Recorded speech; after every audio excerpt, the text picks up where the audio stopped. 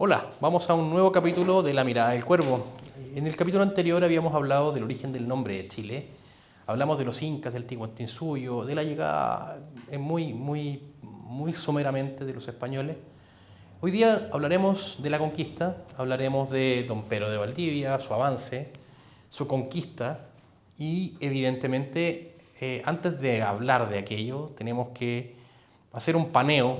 Como buen cuervo me gusta planear. Vamos a observar cómo era Chile en esas épocas. Y hablamos de un Chile inorgánico, no podíamos hablar de un solo pueblo.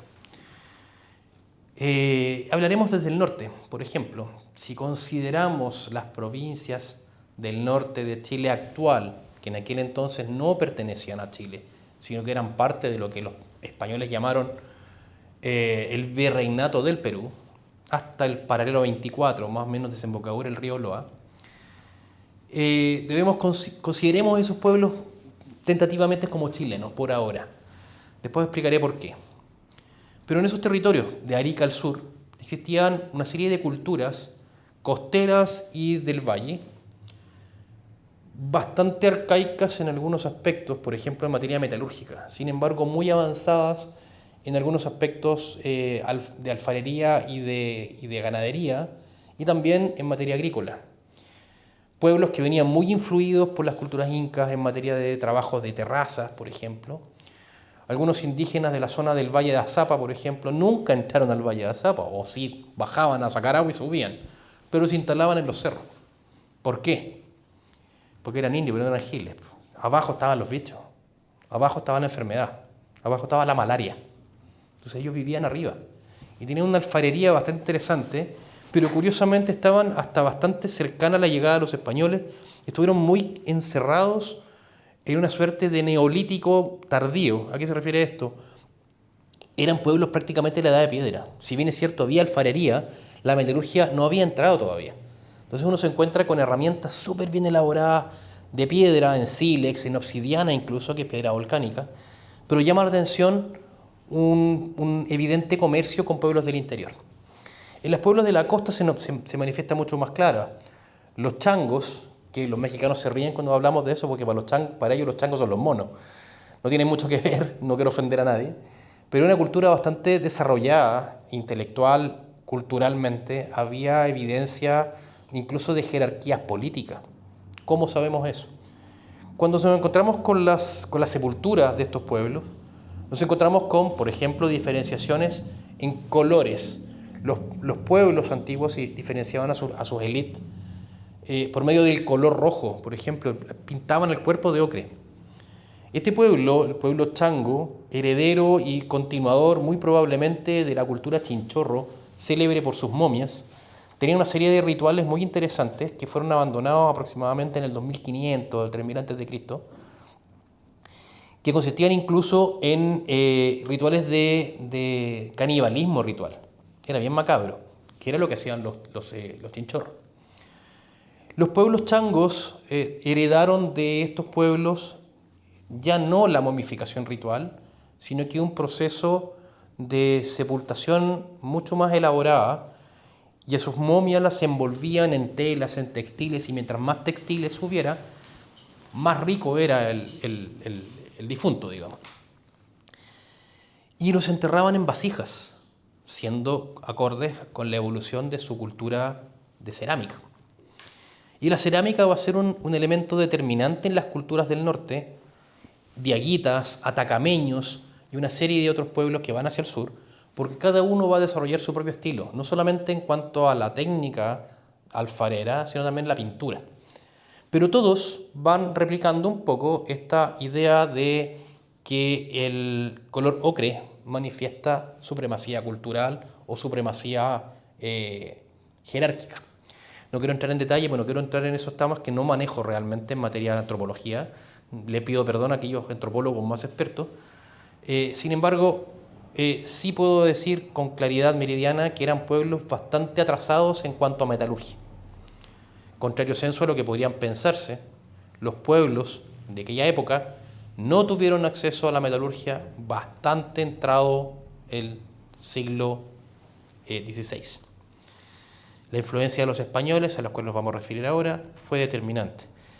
Sin embargo, la entrada de los pueblos incas en esta zona y en estos valles también fue importante, porque los incas sí desarrollaban la metalurgia, pero no desde la perspectiva utilitaria, sino que la perspectiva ritual. El hierro no era un elemento utilizado por ellos, pero sí el oro, que llamaban lágrimas del sol, lágrimas del dios, Inti, entre otros. Entonces los incas, los llamados orejas largas, por ejemplo, que eran el pueblo, eran los grandes jerarcas incas que fueron avanzando y fueron puestos en distintas zonas. Por ejemplo, en Arica, cuyo nombre se debe a un cacique llamado Ariaca, de origen inca, que dirigía la zona. Esta ciudad Ariaca, del cacique Ariaca, este señor era parte de la élite inca, orejas largas, pues se llamaban así porque se colgaban grandes ornamentos de oro en las orejas, lo que hacía que los lóbulos se alargaran. Por eso se llamaban las orejas largas. Y esas orejas largas también los encontramos en otras culturas, por ejemplo, lo que pasaba en la Isla de Pascua, que también les pusieron orejas largas. No hay mucha prueba técnica realmente en eso, pero hay suposiciones de las orejas cortas, las orejas largas, en el conflicto que terminó supuestamente en Rapa Nui. No me quiero meter ahí. Sigamos hablando de los incas y los pueblos originarios. A medida que avanzamos hacia el sur nos encontramos con diaguitas, con atacameños y con pueblos picunches en la zona central. Más al sur ya encontramos a los pueblos pehuenches, chiquillanes, que fueron desplazados por los mapuches que llegaron desde las Pampas argentinas. Más al sur ya nos empezamos a encontrar con pueblos más pesqueros, más navieros, como los chonos, Cahuéscar, el pueblo Segnam, muy al sur, o que los españoles llaman los patagones. Cada uno con una particularidad y una característica distinta, características incluso raciales distintas. La mayoría de los historiadores planteaban que el poblamiento de América se produjo desde el norte a través del estrecho de Bering durante la última glaciación. Hablamos de 25 o 30 mil años atrás. Sin embargo, el origen racial y étnico de nuestros pueblos originarios a nivel de Latinoamérica es súper diverso. Podemos encontrar, por ejemplo, que los pueblos del altiplano tienen mucho parecido con los pueblos de Nepal. Sí, se parecen y genéticamente son muy similares, incluso en su fisiología, lo que les permite vivir en altura. Sin embargo, hay otros pueblos que no tienen esa característica. Por consiguiente, esa simplicidad a la hora de hablar del poblamiento americano es discutido. Por otro lado, es muy probable que estos eras glaciales también se hubiesen dado por el sur. Si hubiese sido el caso que nuestra zona sur de Chile hubiese estado con grandes bloques de hielo, que hubiese impedido, por ejemplo, que pueblos de la Polinesia caminaran por este hielo siguiendo migraciones de animales, que ha sido probado que existían en Chile, la megafauna. Es interesante entender, por ejemplo, que megaterios y otros animales que estaban en Australia y que se encuentran también en la zona del sur de Asia han aparecido también en América. El milodón es uno de ellos. El monito del monte, un marsupial sudamericano, ¿de dónde llegó? Obviamente que no es de América. Los marsupiales son originarios de Australia.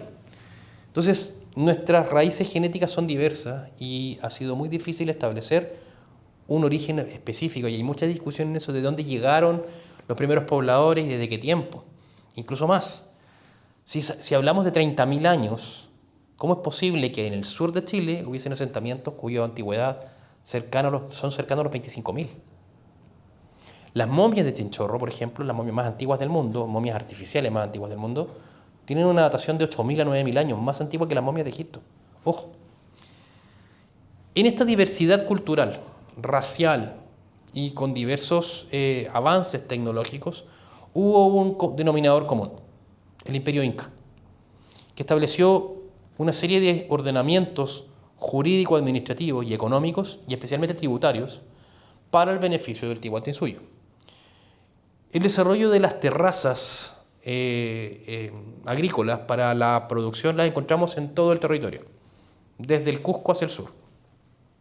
Y a eso se enfrentaron los españoles al momento de comenzar la conquista. Cuando en 1541 don Pedro de Valdivia comienza a avanzar y funda finalmente la ciudad de Santiago, lo hizo en ese contexto. Diversidades culturales muy grandes. Habían conflictos importantes. Don Pedro Sancho de Hoz, por ejemplo, fue uno de los avanzados de Pedro de Valdivia y tuvo conflicto y terminó enjuiciado por rebelión incluso. Y algunos dicen que fue uno de los fundadores de Arica. Hay discusiones respecto de en qué fecha se fundó, no hay claridad respecto de Arica, por ejemplo. Yo hablo de Arica como la primera ciudad de este futuro país llamado Chile, que en aquel entonces no era parte de Chile, sino que hasta 1880 fue parte del Imperio peruano y del Estado peruano, de la República del Perú.